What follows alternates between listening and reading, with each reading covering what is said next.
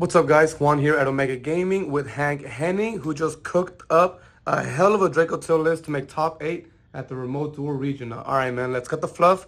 How'd it go? And let's get into it. It went pretty good. I won. I was undefeated until round 6, and I lost that round to K9 Crystron, and then round 7 I drew to VS K9. Okay, solid. What'd you play? I played Fiendsmith Draco Tell. Fiendsmith cards. All right, let's get into it. Alright, so Draco Tell engine's pretty standard. 3 Lucius, 3 Phimena. You have to play 3 of those. They're just the best cards in the whole deck. For my list, I only played 1 Malulu. Everyone's trying to play 3 of this, but I think for the way I played the deck, you only need 1 just because it locks you into fusions, and I'm trying to link summon as well. Except for like the Dracotail monster starters, and then I played 1 Urgula, 1 Pan. I was originally trying to not play Pan at first just because it was another brick, but I figured in testing that it was just the best way to play it because this card's like a pop, and later if your opponent's playing something like VS, then you can use a graveyard effect to like reborn a Lucius that you used and then search out the Pan to fuse with on your opponent's turn. And that came up I think once, and it actually was really good at that time. But the 1 Urgula, everyone plays 2 I think in like the pure list or like should all list, but you only need 1 in this because I'm playing 44 cards and I want to see as much consistency as I can with it. Okay. Then the Draco Tell spells, I played 3 Kitu and 3 Rahu. You have to play 3 no matter what deck you're playing. I don't think I would ever cut any of these down. Even though this one locks you, and like I said, I'm playing Fiendsmith, I'd still play 3 just because the Phimena interacts a lot and I play a lot of monsters. So even if I can't get to the Fiendsmith cards, having Phimena plus like 3 other monsters in my hand is still really good. Okay, you just want to have a lot of names? Yeah, I played both traps. And the reason buying both in the main was just because if you only open Dracotail, you can't really do stuff when you go first. Like, these cards are just insane though, because this card can negate Called by the Grave on your Phimena, and it just lets it resolve when they know that they lose to the Phimena, so you're just like, okay, chain this, and they draw you a card, so it's just even better. And then for a little spice, I played 3 Engine Chain, 2 Fright for Patchwork, and 2 Poly. This engine was the best part of the deck. I had like so many people ash this card, and then I just proceeded to like activate Engraver or activate Kitu or Rahu, and it just won me the game. And the Poly was broken too because you just make Guardian Chimera and they can't target it. Like they have to find a way to out it without targeting it, and there's almost like no way for decks to do that right now. So then you just use Guardian Chimera, chain block it with your Dracotails, and you get so much value from it. Okay, I think the pure lists don't play Chimera, right? The pure list, I think some of them are. They're just playing like King of the Swamp. I Okay. didn't play King of the Swamp because I just felt like this stuff was better for it since I just wanted more bodies instead of just Poly, and that was it. Okay, were you ever worried about Jordan Lockbird? I was never worried about Droll. I think Droll is actually really bad right now. The VS deck can sometimes lose to it, but I sided Droll for this event, and it's something I would take out. Okay. And then for the Fiendsmith package, I played 2 Engraver, 1 Lacrima, 1 Lurie, and then the monster is pretty standard. Like everyone's kind of slimming down from 3, like what the Fiendsmith Ryziel deck was doing, just because you want to see as much of your engine as possible while like still combining all. Because Dracotail doesn't have any true 1-card combos; it's all a whole bunch of 2 cards. But I think that's what makes the deck still strong, is because you have a lot of interaction with it. And then for the Fiendsmith spells and traps, just 1 tracked, 1 Paradise. This card was actually really good for me. I resolved the on-field effect of it, where you board wipe in round 1, and it won me the game 1 for that. Okay. Then non-engine, I played 3 Ash, 3 Fua, 3 Perulia, 2 Nib, and 3 Droplet. I wanted to play a 3rd Nib, but I didn't want to go up to 45. I had a lot of success with this deck at 44, and just felt like playing the 2 Nib and 6 Chummies felt great because I want to see a lot more cards in my hand when I go into my turn, so I can resolve everything properly. And then the Droplet was really good. In round 7, I dropleted a Holisu, and that won me the game because he had nothing else for that. And he revealed Jiaolong, and I think it was Jiaolong and Borger, so it was just useless because then I outed the Holisu and everything else he had. Then extra deck, get right into that.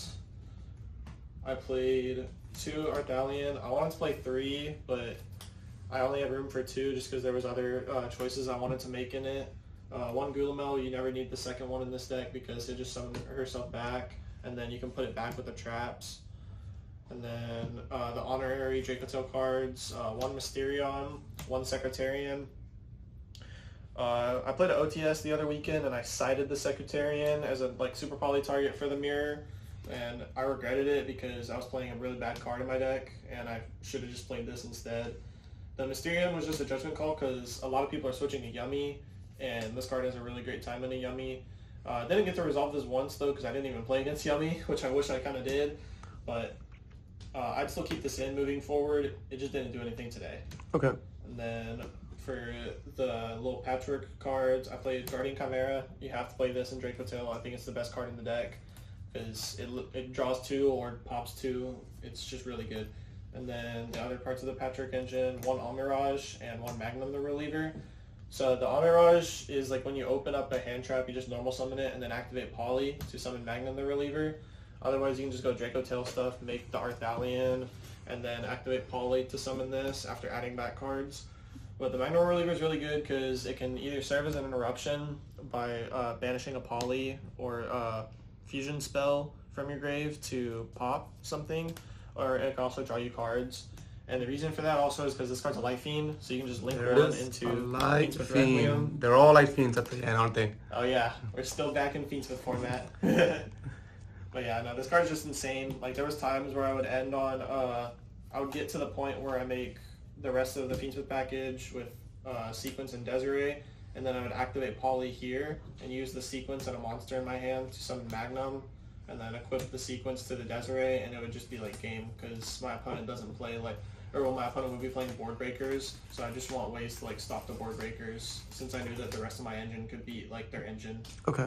And then everyone knows the rest of the Fiendsmith package: Moon, Requiem, and then the Sequence, Agnum Day, Desiree, Neck Equip, Caesar. Standard stuff for that. Okay. Did the big extra package for Fiendsmith take up any key spots that you missed throughout the tournament? There were times that I missed a couple cards. I really wish that I could have played in testing with the King of the Swamp stuff. I liked that I could make Dragoon and Blue Eyes Tyrant Dragon, just because the Tyrant Dragon can reset your Dracotail traps, and it's just really good.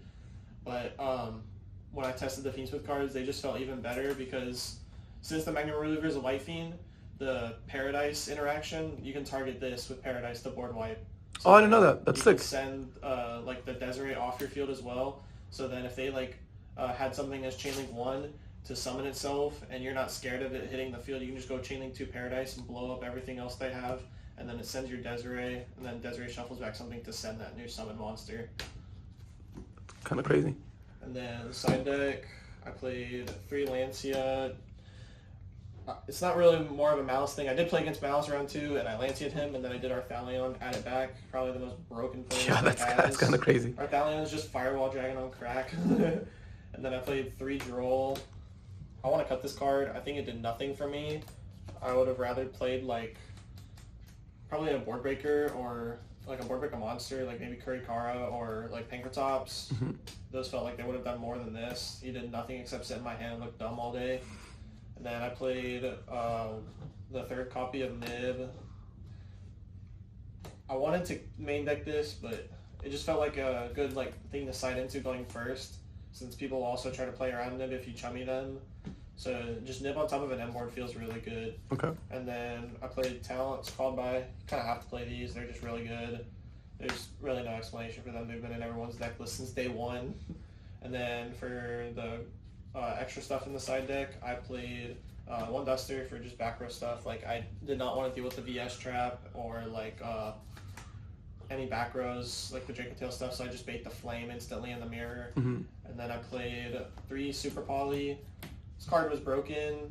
I don't think I resolved it too much, but I pushed a board in the mirror. I played against branded Dracotail, and just being able to Super Poly for Secretarian in that deck means you auto-win.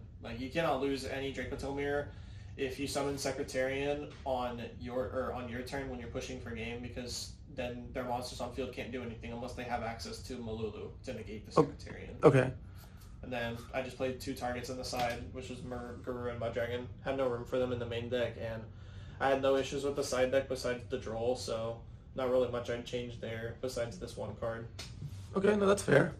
What are your thoughts on the shuttle version of the deck? Have you tried it out? I've tried it out. It just felt inconsistent, and I wanted to play like a more consistent version of the deck, and that's what the Fiendsmith cards felt like they were doing, was making it more consistent, and just being able to like turn zero window felt really good in testing, but I kept drawing hands where I'm like, I don't have a shut-all card, and I don't have a dark, so it just felt really bad trying to play it. Okay, well, that's fair. So other than that, are there any other events you're gonna go to? I'm trying to go to YCS Pittsburgh. Hell yeah. I do really want to go to that one because then I get a chance to travel more and see more of the world. So it'd also be just a really good experience to go to. But do you see yourself playing Dracotail at that event, or are you gonna try anything else out by then?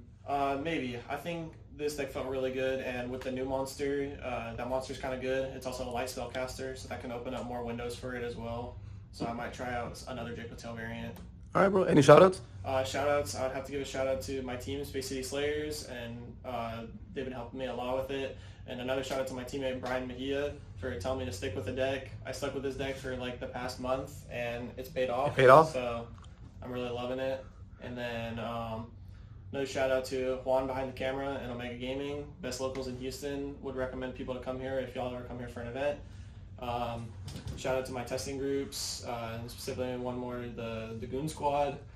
They're the best ones helping me out testing. My man just went up in the rankings in the Goon Squad. And then one last shout out to my friend Nazir Robinson. He's the one that showed me this deck, and we theoried it for a long time, and he told me about like how the best way to like fix the deck up and figure out what I needed to do moving forward with it into like the events. All right, man. Well, awesome. Congrats on the top 8, man. I'm sure this won't be the last time we'll see you on the channel. Good luck at Houston if you attend, and YCS Pittsburgh. Yes, sir. Thank you.